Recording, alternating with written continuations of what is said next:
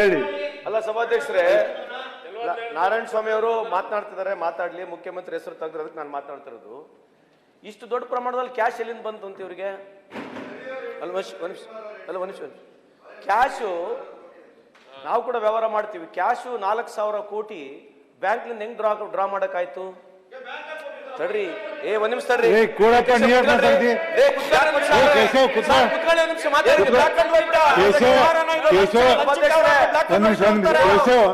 ಕೇಶವ್, ನೀವು ನಡುವೆ ಮಾತಾಡಿದ್ರೆ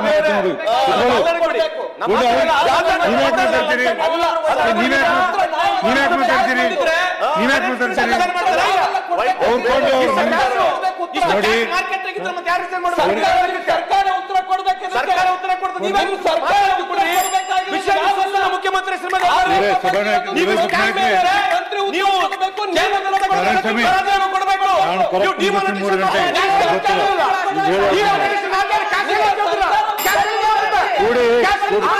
ಆಯ್ತಾಯ್ತು ನಾರಾಯಣಸ್ವಾಮಿ, ನಾನು 3 ಗಂಟೆ ಮುಗಿತು. ಅವ್ರು ಹೇಳಿ ಒಂದು ನಿಮಿಷ.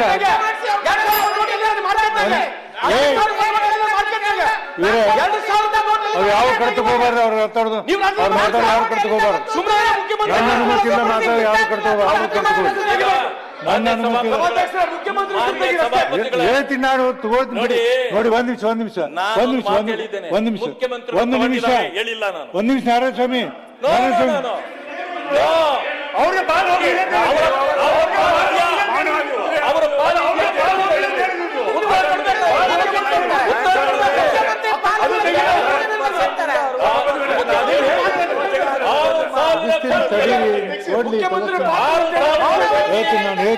ಸರ್ಕಾರಕ್ಕೆ ಸೇರಿದೆ ಅಂತ ಹೇಳಿ ದಯವಿಟ್ಟು ಹೇಳ್ಬಿಟ್ಟಿದ್ರಲ್ಲ, ಮುಖ್ಯಮಂತ್ರಿ ಹೆಸರು ಹೇಳಿದ್ದಾರೆ.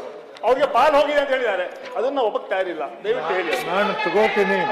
ಹೇಳಿದ್ದಾರೆ, ನೇರವಾಗಿ ಹೇಳಿ.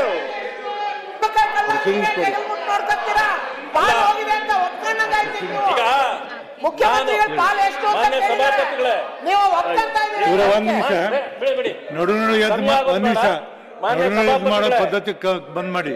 ನಾನು ಬಹಳ ಸ್ಪಷ್ಟವಾಗಿದ್ದೇನೆ. 6,000 ಕೋಟಿ ಕೊಟ್ಟಿದ್ದೇನೆ ಅಂತೇಳಿ ಗುರುಸ್ವಾಮಿ ಅವರು ಹೇಳಿದ್ದಾರೆ. ಅದಕ್ಕೆ ಯಾರ್ಯಾರು ಪಾತ್ರ ಇದರಲ್ಲಿ ಎಷ್ಟು, ಮುಖ್ಯಮಂತ್ರಿಗಳ ಪಾತ್ರ ಏನು ಅಂತ ಪ್ರಶ್ನೆ ಮಾಡಿದ್ದೇನೆ.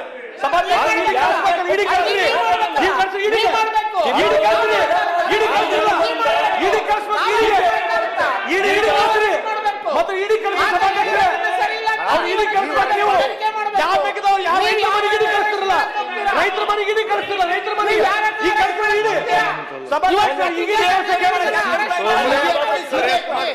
ಯಾರೇ ಲಂಚ ತಗೊಂಡ್ರು ವಿಪಕ್ಷ ನಾಯಕರೇ. ಈಗ ನನಗೆ ಅರ್ಥ ಆಗದೆ ಇರೋದು, ಸಂತೋಷ್ ಲಾಡ್ ಅವರಿಗೆ ಏನಾದ್ರು ಅಡಿಷನಲ್ ಚಾರ್ಜ್ ಕೊಟ್ಟಿದ್ದಾರ ಅಬ್ಕಾರಿದು? ನಿಮಗೆ ಅಬ್ಕಾರಿಗೆ ಅಡಿಷನಲ್ ಚಾರ್ಜ್ ತಗೊಂಡ್ರ ತರ ಮಾತಾಡ್ತಾ ಇದ್ದೀರಲ್ಲ.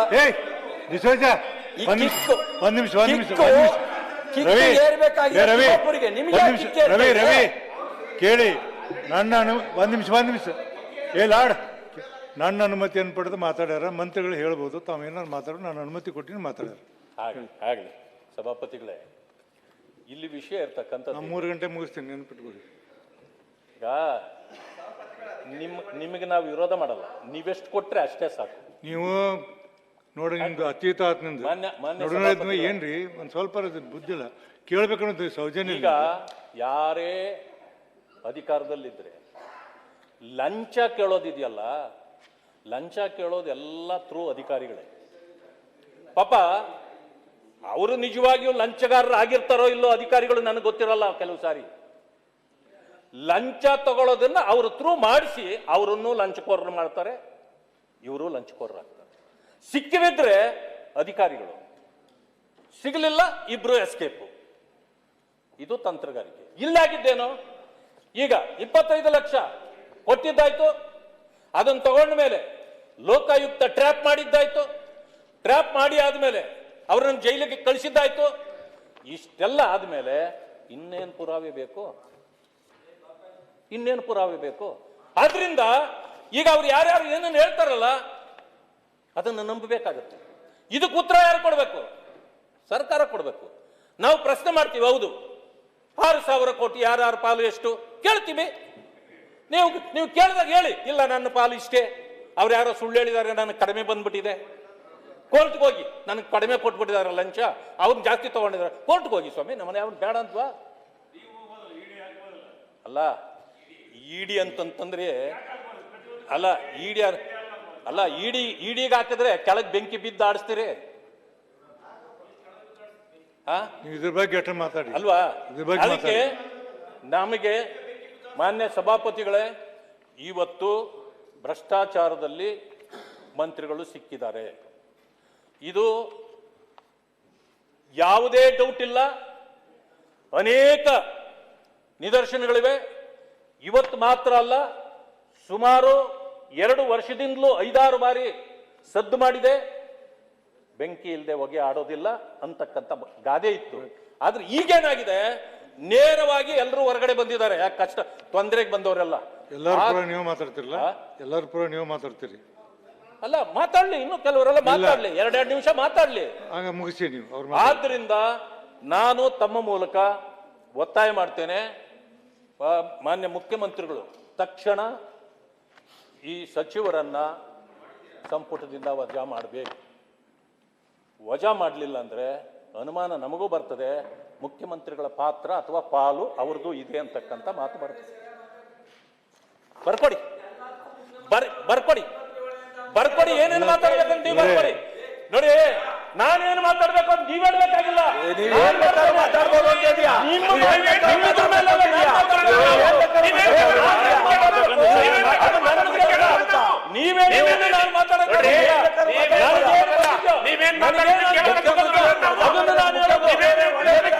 ನೀವು ಉತ್ತರ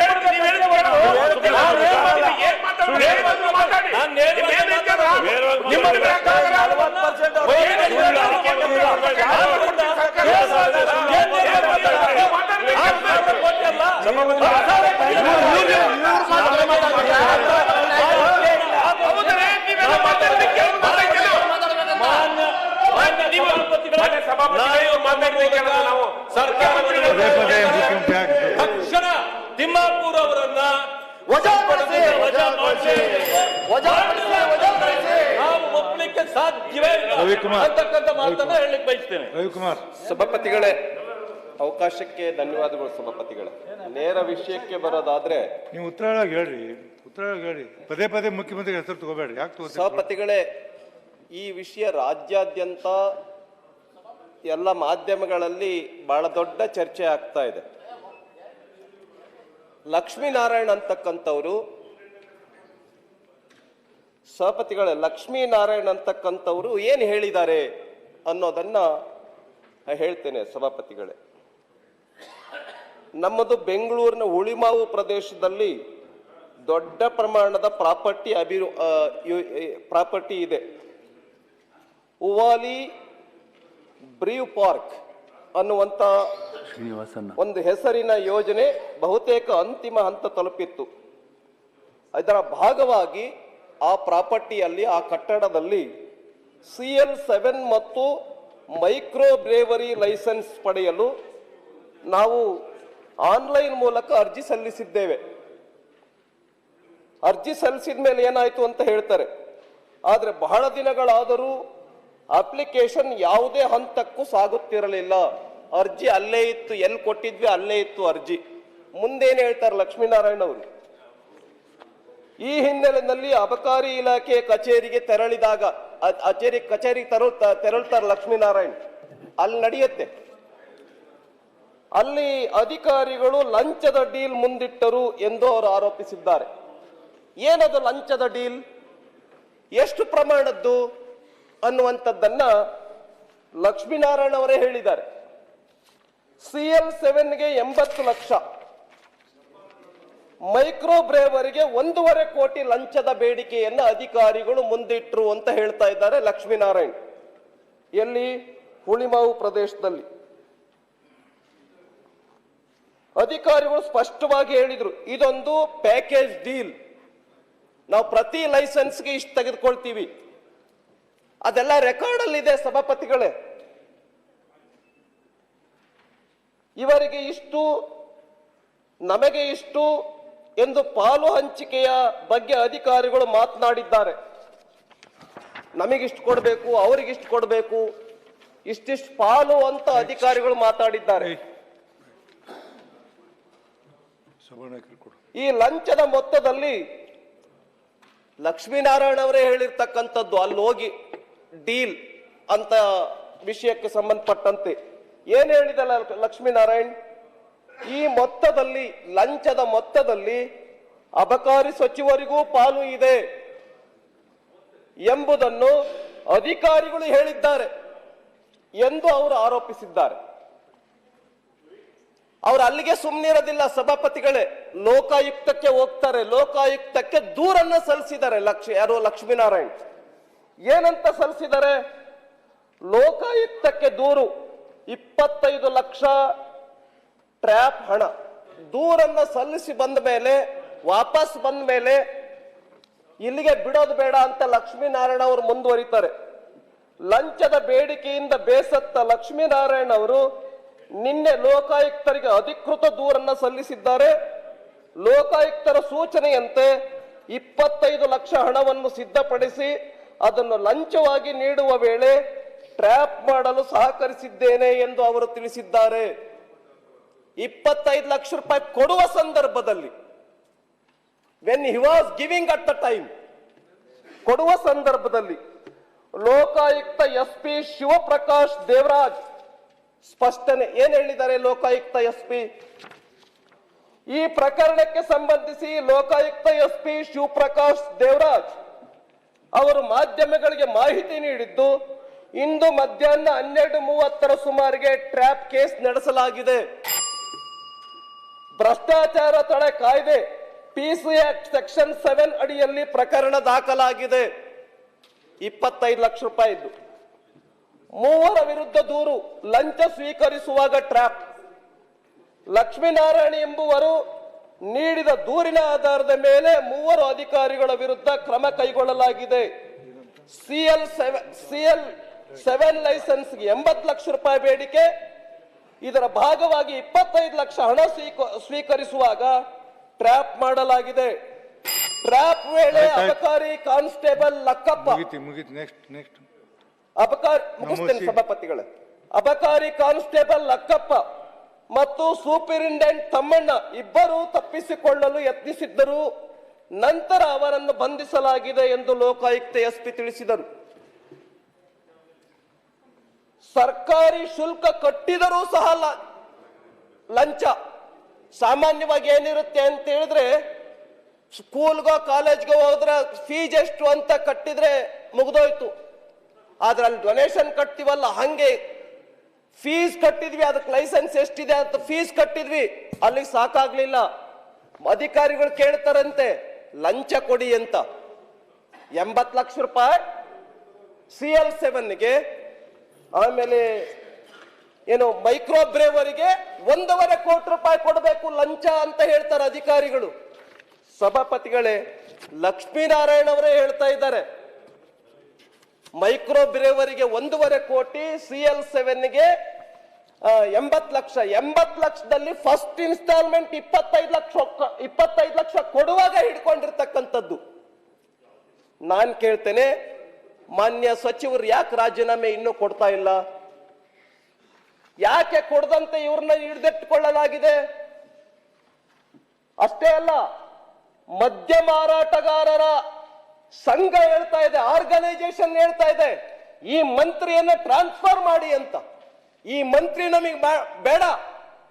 ಮಂತ್ರಿಯ ಮಗನು ಕೂಡ ನಮ್ಮ ಹತ್ರ ಲಂಚ ಕೇಳ್ತಾ ಇದ್ದಾರೆ. ನಾವು ಮಂತ್ರಿಗೆ ಇಷ್ಟು ಕೊಡಬೇಕು, ಅಧಿಕಾರಿಗಳಿಗೆ ಇಷ್ಟು ಕೊಡಬೇಕು, DC-ಗಳಿಗೆ ಕೊಡಬೇಕು, ಅಸಿಸ್ಟೆಂಟ್ ಆಫೀಸರ್ಗಳಿಗೆ ಕೊಡಬೇಕು. ಆಮೇಲೆ ಅಷ್ಟೇ ಅಲ್ಲ, ಮಂತ್ಲಿ ಕಲೆಕ್ಷನ್. ಸಭಾಪತಿಗಳೇ, ಬಹಳ ವಿಚಿತ್ರ ನೋಡಿ ಹೇಗಿದೆ ಅಂತ ಹೇಳಿದ್ರೆ, ರಾಜ್ಯದಲ್ಲಿ 3988 wine shop, 279 club, 78 star hotel, 2382 hotel, 68 military canteen ಮಳಿಗೆ, 3634 ಬಾರ್ ಅಂಡ್ ರೆಸ್ಟೋರೆಂಟ್. ಇವೆಲ್ಲವುಗಳಿಗೆ ನಿಮಗೆ ಹೇಳ್ತೇನೆ, ಬೆಂಗಳೂರಿನ ಭಾಗದ ಪ್ರತಿ ಮದ್ಯದ ಅಂಗಡಿಗೆ ತಿಂಗಳಿಗೆ 18 ರಿಂದ 20 ಸಾವಿರ ರೂಪಾಯಿ ಲಂಚ. ತಿಂಗಳಿಗೆ ಒಂದೊಂದು ಅಂಗಡಿಯಿಂದ 18 ರಿಂದ 20 ಸಾವಿರ ರೂಪಾಯಿ ಲಂಚ. ಮೈಸೂರು ಮತ್ತು ಬೆಳಗಾವಿ ವಿಭಾಗದಲ್ಲಿ 12 ರಿಂದ 15 ಸಾವಿರ ರೂಪಾಯಿ ಲಂಚ. ಕಲಬುರಗಿ ಹೊಸಪೇಟೆ ವಿಭಾಗದಲ್ಲಿ 10 ರಿಂದ 12 ಸಾವಿರ ರೂಪಾಯಿ ಲಂಚ. ಮಂಗಳೂರು ವಿಭಾಗದಲ್ಲಿ ಅಂದಾಜು 10 ಸಾವಿರ ರೂಪಾಯಿ. ಮಂತ್ಲಿ ಮನಿ ದಂಧೆ ನಡೀತಾ ಇದೆ. ಕೆಲ ಜಿಲ್ಲೆಗಳಲ್ಲಿ ಚೆನ್ನಾಗಿ ವ್ಯಾಪಾರ ನಡೆಯುವ ಮದ್ಯದ ಅಂಗಡಿಯಿಂದ ಇನ್ನಷ್ಟು ಮಂತ್ಲಿ ಮನಿ ನೀಡುವಂತೆ ಬೇಡಿಕೆ ಇಡಲಾಗುತ್ತಿದೆ. ಸಭಾಪತಿಗಳೇ, ಮಂತ್ರಿಗಳ ಆಶ್ರಯ ಇಲ್ಲದೇನೆ ಇದು ನಡೆಯಕ್ಕೆ ಸಾಧ್ಯನಾ? ಬರೀ ಅಧಿಕಾರಿಗಳೇ ಅಧಿಕಾರಿಗಳೇ ತೆಗೆದುಕೊಳ್ತಾ ಇದ್ದಾರೆ ಅಂತ ಮಂತ್ರಿಗಳು ಹೇಳ್ತಾ ಇದ್ದಾರೆ. ಬರೀ ಅಧಿಕಾರಿಗಳೇ ತೆಗೆದುಕೊಂಡಿದ್ರೆ ಆದ್ರೆ ಆ ಅಧಿಕಾರಿ ಅಧಿಕಾರದಲ್ಲಿ ಇರಕ್ ಸಾಧ್ಯನಾ? ಎಲ್ಲಿಯವರೆಗೆ ಮಂತ್ರಿಯ ಬೆಂಬಲ ಇರೋದಿಲ್ಲ, ಎಲ್ಲಿಯವರೆಗೆ ಸರ್ಕಾರದ ಬೆಂಬಲ ಇರೋದಿಲ್ಲ, ಭ್ರಷ್ಟಾಚಾರ, ಆ ಮಂತ್ಲಿ ಮನಿ, ಆ ಶುಲ್ಕ ಅಷ್ಟೇ ಅಲ್ಲದೇನೆ ಇಷ್ಟು ಒಂದು ಲೈಸೆನ್ಸ್ಗೆ 80 ಲಕ್ಷ ರೂಪಾಯಿ, ಆಮೇಲೆ ಮೈಕ್ರೋ ಬ್ರೇವರ್ಗೆ 1.5 ಕೋಟಿ ರೂಪಾಯಿ ತೆಗೆದುಕೊಳ್ಳಕ್ ಸಾಧ್ಯನಾ? ಆಡಿಯೋ ರೆಕಾರ್ಡ್ ಅಲ್ಲಿ ಇದೆ, ಎಲ್ಲ ಟಿವಿಗಳಲ್ಲಿ ನಾವು ನೋಡಿದ್ದೇವೆ. ನಾವು ಮಂತ್ರಿಗಳಿಗೆ ಕೊಡಬೇಕು, ಆಫೀಸರ್ಸ್ಗಳಿಗೆ ಕೊಡಬೇಕು ಅಂತ ಜಗಜ್ಜಾಹೀರು. ಈಶ್ವರಪ್ಪ ಅವರು ರಾಜೀನಾಮೆ ಕೊಟ್ಟರು. ಈಶ್ವರಪ್ಪ ಅವರು ರಾಜೀನಾಮೆ ಕೊಟ್ಟರು. ಆಮೇಲೆ ತನಿಖೆ ನಡೀತು. ತನಿಖೆ ನಡೆದ ಮೇಲೆ ಇದ್ರೊಳಗೆ ಭ್ರಷ್ಟಾಚಾರ ನಡೆದಿಲ್ಲ ಅಂತ ಹೇಳಿ ವರದಿ ಬಂತು. ನೀವು ಹಂಗೆ ಮಾಡಿ, ಮೊದಲು ರಾಜೀನಾಮೆಯನ್ನು ಕೊಡಿ, ನೈತಿಕ ಹೊಣೆ ಹೊತ್ತು. RB ತಿಮ್ಮಾಪುರ ಅವರು ರಾಜೀನಾಮೆಯನ್ನು ಕೊಡಿಸಿ, ಇದೇ ಪ್ರತಿಪಕ್ಷ ಸ್ಥಾನದಲ್ಲಿ ಯಾರು ಅವತ್ತಿನ ಪ್ರತಿಪಕ್ಷ ನಾಯಕರಾಗಿರ್ತಕ್ಕಂಥ ಸಿದ್ದರಾಮಯ್ಯ ಅವರು ಮೊದಲು ರಾಜೀನಾಮೆಯನ್ನು ಕೊಡಿ ಅಂತ ರಾಜೀನಾಮೆಯನ್ನು ಕೊಡಿಸಿದ್ರು ಈಶ್ವರಪ್ಪ ಅವ್ರ ಹತ್ರ. ನೀವು ಆ ತರ ರಾಜೀನಾಮೆಯನ್ನ ತೆಗೆದುಕೊಂಡಿರ್ತಕ್ಕಂಥ ಅವತ್ತಿನ ಪ್ರತಿಪಕ್ಷ, ಇವತ್ತಿನ ಆಡಳಿತ ಪಕ್ಷ ಯಾಕೆ ನೈತಿಕ ಹೊಣೆ ಹೊತ್ತು RB ತಿಮ್ಮಾಪುರ ಅವರ ರಾಜೀನಾಮೆಯನ್ನ ತೆಗೆದುಕೊಳ್ತಾ ಇಲ್ಲ? ಅವ್ರ ಮಗನಿಗೆ ಕೊಡಬೇಕು ನಾವು ಲಂಚ, ಮಂತ್ಲಿ ಕೊಡಬೇಕು. ಅಷ್ಟೇ ಅಲ್ಲ ಸಭಾಪತಿಗಳೇ, ನೋಡಿ ಎಷ್ಟು ಇದು ಡೀಪ್ ರೂಟೆಡ್ ಅಂತ ಹೇಳಿದ್ರೆ ವರ್ಗಾವಣೆ ದಂಧೆ. ಸಭಾಪತಿಗಳೇ, ವರ್ಗಾವಣೆ, ಪದೋನ್ನತಿ ಸಂಬಂಧ ಅಧಿಕಾರಿಗಳಿಂದ ಮನಬಂದಂತೆ ಲಂಚ ವಸೂಲಿಗೆ ಇಳಿದಿರುವ ಸಚಿವರು ವರ್ಗಾವಣೆಗಾಗಿ ಸಚಿವರಿಗೆ ಲಂಚ ನೀಡಬೇಕಾದ ಅನಿವಾರ್ಯತೆ ಹಿನ್ನೆಲೆಯಲ್ಲಿ ಸನ್ನದುದಾರರಿಂದ ಪ್ರತಿ ತಿಂಗಳು ಮಂತ್ಲಿ ಮನಿ ಹೆಸರಿನಲ್ಲಿ ಅಧಿಕಾರಿಗಳು ಲಂಚ ವಸೂಲಿ ಮಾಡುತ್ತಿದ್ದಾರೆ. ಅಧಿಕಾರಿಗಳು ವರ್ಗಾವಣೆ ಮಾಡಿಸ್ಕೊಳ್ಳಕ್ಕೂ ಕೂಡ ಲಂಚ ಕೊಡಬೇಕಾಗಿದೆ. ಎಲ್ಲ ಬಟ ಬಯಲು. ಆದ್ರಿಂದ ಸಭಾಪತಿಗಳೇ, ಈ ಒಂದು ಏನು ಓಪನ್ ಕರಪ್ಷನ್ ಏನ್ ನಡೀತಾ ಇದೆ, ಆಡಿಯೋ ರೆಕಾರ್ಡ್ ಏನಿದೆ, ಮತ್ತು ಮದ್ಯ ಮಾರಾಟಗಾರರ ಸಂಘ ಮನವಿಯನ್ನು ಕೊಟ್ಟಿದೆ ಮುಖ್ಯಮಂತ್ರಿಗಳಿಗೆ.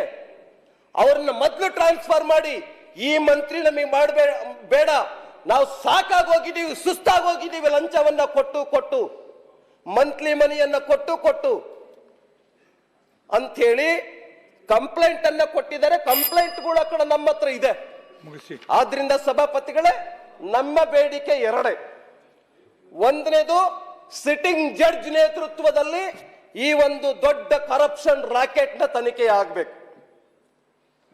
ಎರಡನೇ ಬೇಡಿಕೆ, ಈ ಕೂಡಲೇ ನೈತಿಕ ಹೊಣೆ ಹೊತ್ತು RB ತಿಮ್ಮಾಪುರ ಅವರು ರಾಜೀನಾಮೆಯನ್ನು ಕೊಡಬೇಕು ಅಂತೇಳಿ ನಾವು ಆಗ್ರಹ ಪಡಿಸ್ತೇವೆ. ಅಷ್ಟೇ ಅಲ್ಲ, ಈ ವಿಷಯ ಕುರಿತಂತೆ ನಾವು ತಮ್ಮ ಸಭಾಪತಿಗಳೆಲ್ಲ ತಮ್ಮಲ್ಲಿ ವಿನಂತಿಯನ್ನ ಮಾಡ್ಕೊಳ್ತೇನೆ, ಇದಕ್ಕೆ ಸ್ವಲ್ಪ ಹೆಚ್ಚು ಸಮಯವನ್ನು ಕೊಡಬೇಕು. ಯಾಕೆ ಅಂತ ಹೇಳಿದ್ರೆ ಕರ್ನಾಟಕ ರಾಜ್ಯದಲ್ಲಿ ಸದನ ನಡೀತಾ ಇರ್ತಕ್ಕಂಥ ಸಂದರ್ಭದಲ್ಲಿ ಈ ವಿಷಯ ಬಹಿರಂಗ ಆಗಿದೆ.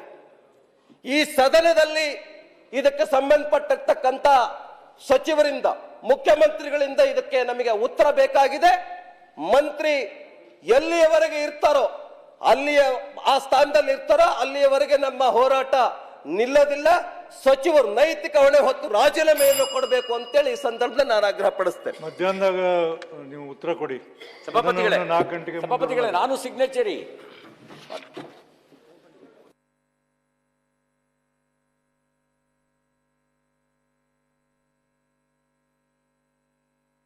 ಹೆಚ್ಚಿನ ವಿಡಿಯೋಗಳಿಗೆ ಪ್ರತಿಧ್ವನಿ ಯೂಟ್ಯೂಬ್ ಚಾನೆಲ್ ಸಬ್ಸ್ಕ್ರೈಬ್ ಮಾಡಿ, ಬೆಲ್ ಐಕಾನ್ ಕ್ಲಿಕ್ ಮಾಡಿ.